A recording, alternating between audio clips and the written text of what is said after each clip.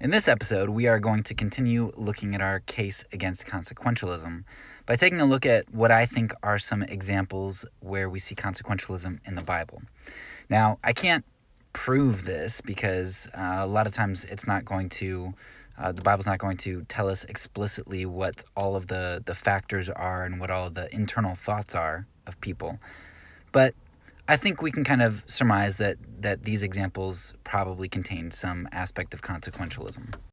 So let's take what I think is maybe one of the best representative cases of consequentialism in the Bible.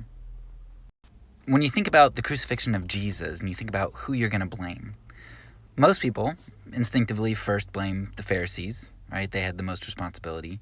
Then maybe Judas because of his betrayal. And then maybe the crowd because they egged everyone on.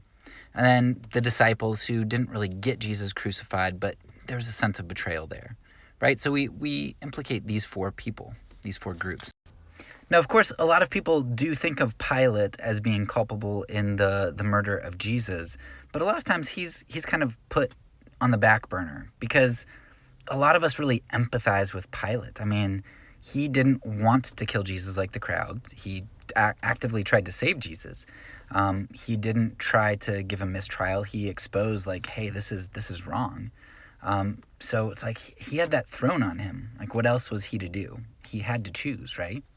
And if you know any of Pilate's history with the Jews and with Rome, you know that he's in a tough situation with the Jews, having lost to their resistance before.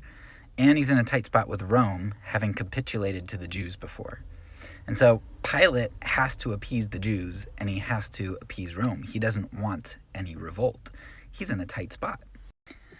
And so the thing is, out of all of the people in this story, Pilate was the most responsible for the death of Jesus. And Pilate says this himself in John 19:10. He says, "Don't you know I have the power to free you or to crucify you?" Jesus' death is solely on Pilate's hands in terms of whether Jesus gets crucified or not.